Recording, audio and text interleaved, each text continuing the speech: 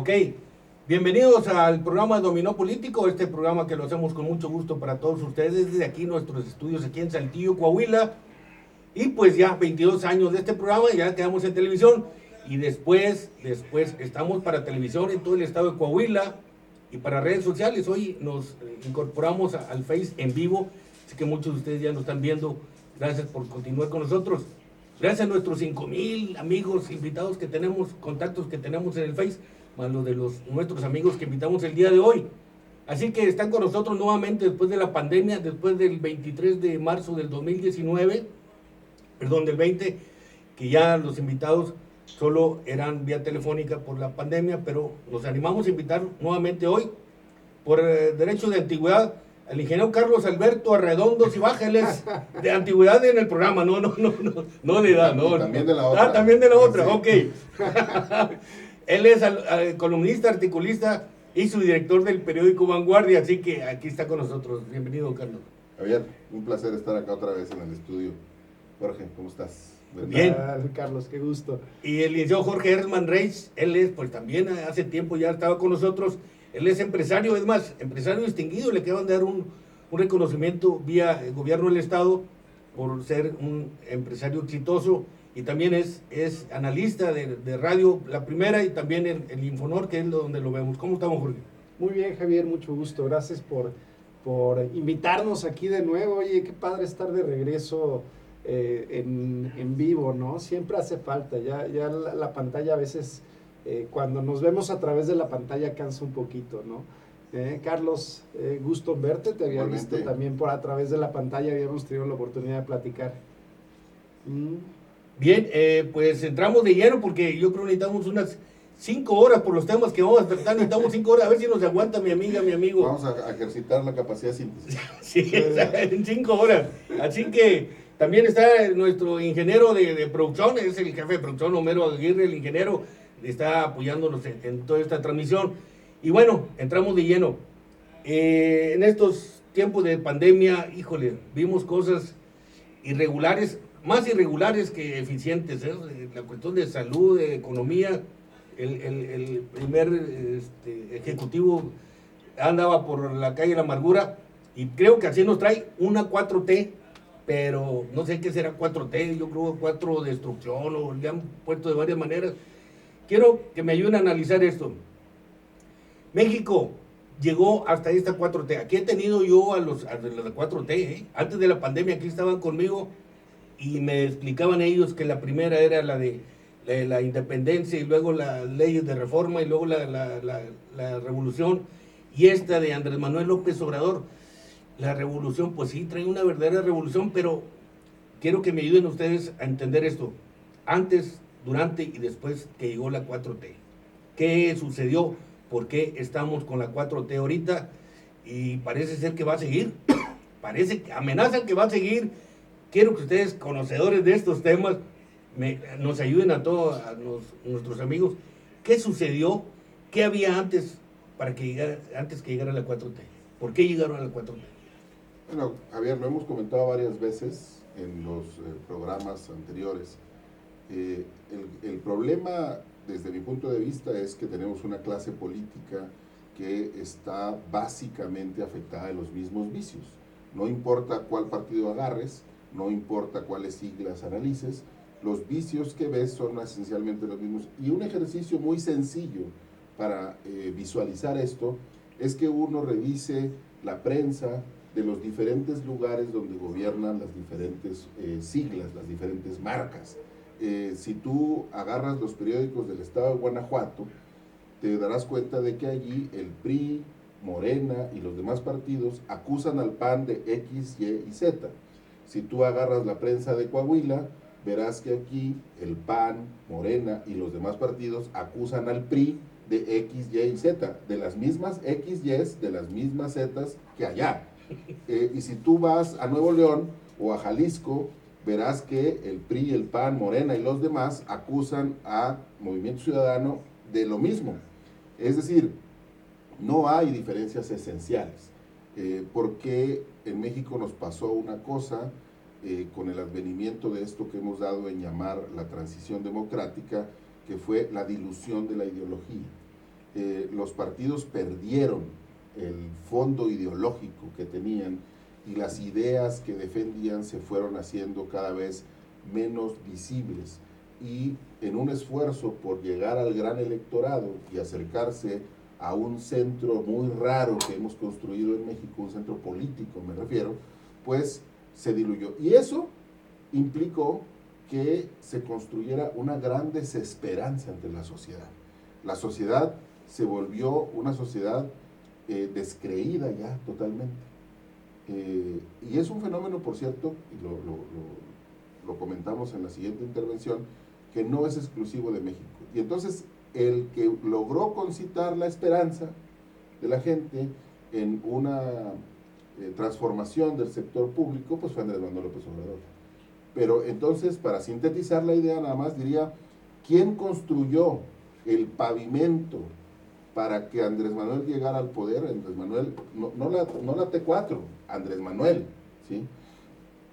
Pues lo construyeron los demás partidos políticos que se entregaron a prácticas de indecencia monstruosa. Ok. Fíjate que Jorge, yo... pero ¿cómo llegó Andrés Manuel? Él era priista. Cuando Carlos Salinas de Gortari todavía era priista. ¿Por qué se salió? ¿Por qué creen que se salió? Y luego se fue al PRD con el Ingeniero Cárdenas. Ahorita ya se fue el Ingeniero Cárdenas y ahorita va solo, pero ¿por qué se salió? ¿Ya sabía que iba a ganar o qué? ¿Vio muchos errores del PRI? Yo creo que aquí lo que sucedió fue durante este periodo de transición democrática que no es reciente. Hay que recordar que la transición democrática propiamente empezó por ahí de los 80s, cuando se desmorona podemos decir, el sistema tradicional económico-político que venía de la tercera revolución, tratando de tocar estos temas que manejan, se desmorona alrededor de los años 70 por ciertos abusos, pero también por condiciones internacionales. Y lo que dice Carlos aquí lo acoto. A ver, a veces sentimos que lo que sucede en México es excepcional, y la verdad es que México está sumamente influenciado, tanto desde el punto de vista social como político como económico, de lo que sucede a nivel mundial. En los años 70, 80 el mundo sufre una transformación, que esta transformación lleva a todo un nuevo periodo que le llaman el periodo neoliberal. En el periodo neoliberal, parte de lo que domina es esta idea occidentalizada, podemos decir, de libertad económica, libertad política, de competencia política, que en buena medida en México es impulsada por esta transición, pero también por ejemplo, los acuerdos que hacen con el Fondo Monetario Internacional, que en los 90s y bueno, desde los 80s, para rescatar la parte económica de México. Andrés Manuel en esa época ya participaba en política y fue cuando empieza a separarse. Él participa primero en esta primera ruptura de lo que es el partido hegemónico, que es el PRI, y a partir de ahí empieza a tomar cada vez posiciones de mayor relevancia. Primero con el PRD, bueno, primero con el Frente Cardenista de Reconstrucción Nacional, que fue esa primera escisión, después con el PRD, en los 2000 llega el PAN, pero el PAN llega muy de la mano de esta transición porque fue uno de los jugadores principales como Cárdenas de esta transición que vimos en los 70, a finales de los 70s y 80s y 90s, pero también es el que gana. Entonces, toda la corriente, por decir, más radical de izquierda, pues tiende a radicalizarse más durante los 2000, porque la corriente de derecha de esta transición democrática no solamente participó, sino fue quien se llevó, por decirlo de esa forma, los premios, ¿no? Y vemos también que, como en todo el mundo, el poder corrompe. Y eso es una regla, ¿eh? El que está en el poder, si no tiene los contrapesos adecuados, sea con una ideología de izquierda, una ideología de derecha, o que haya llegado con las mejores credenciales, normalmente si no tiene los contrapesos, termina corrompido. Ok. Carlos, en esa época, en los 70s, 80s, ya la corrupción y la dictadura perfecta del PRI, ya estábamos nosotros que ya estábamos ahí a nivel estudiantil, ya estaba arreciando la inconformidad, ¿no? Entonces ya todos queríamos ya que el PRI ya tronara, ¿no? Y creo que fue una salida, ¿no? Vamos a darle ya salida a esto con el Ingeniero Cárdenas en el 86, pero ahí estaba Andrés Manuel. ¿Por qué le hicieron, en el 88, perdón, por qué le hicieron caso? Se llevó tan bueno, todos los de Moreno son priistas. ¿Qué pasó allí? A ver, es que allí hay otro problema, digamos, estructural que envuelve a estas cosas que hemos comentado Jorge y yo hasta acá. Y es que una cosa en la que los políticos mexicanos, los de todos los partidos políticos, han sido diabólicamente eficaces, Javier, es en vendernos la idea del caudillo, del individuo providencial, del Mesías, del Salvador. Es que ahora sí, miren, todos estos, como diría López Portillo, nos saquearon, pero no nos volverán a saquear. Los políticos todos, si uno se fija en su discurso, es un discurso de seres iluminados. Todos los demás lo hicieron mal, pero si me eligen a mí, van a ver que conmigo sí. Y con eso, lo que hemos evitado es transitar hacia donde han ido las democracias más consolidadas del mundo.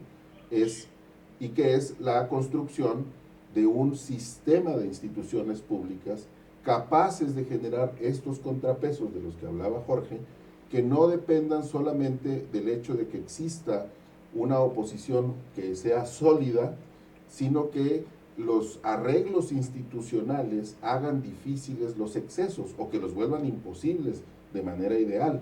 Porque el problema del ejercicio del poder en nuestro país, como en casi toda América Latina, como en prácticamente toda África, en buena parte de Asia, menos en Europa y de una manera muy interesante en Estados Unidos y Canadá, que son nuestros vecinos cercanos, el problema en México es el exceso, el abuso, el hecho de el patrimonialismo con el que se ejerce el poder.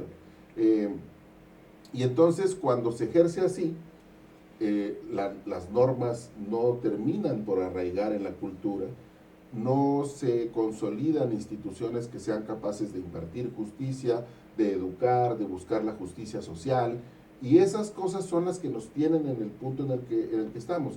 Entonces, ¿quién termina de exacerbar este sentimiento y esta mercadotecnia de los partidos políticos de el Salvador, el caudillo, el hombre providencial? Andrés Manuel, porque además es un tipo, también hay que decirlo, creo, que ha sido el más disciplinado político para mantener un personaje, porque yo sostengo que Andrés Manuel es un personaje, ¿sí?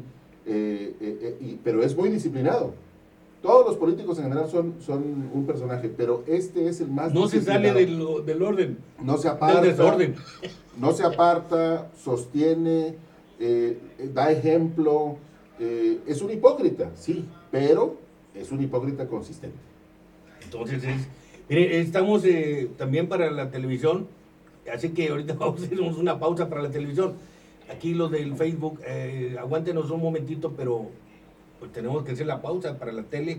Ahorita voy a seguir con Jorge Hersman, el licenciado Hersman, para preguntarle por las promesas con las que convenció a 30 millones de mexicanos, como nunca, como nunca, 30 millones de mexicanos, las promesas que hizo y los dichos con los que se apoyó para convencerlos, no sé si ustedes, pero parece ser que ya son menos, de todo lo que ha dicho y sigue diciendo. Así que para la televisión, vamos a una pausa, aguántenos, y Fey también aguántenos, ahorita regresamos.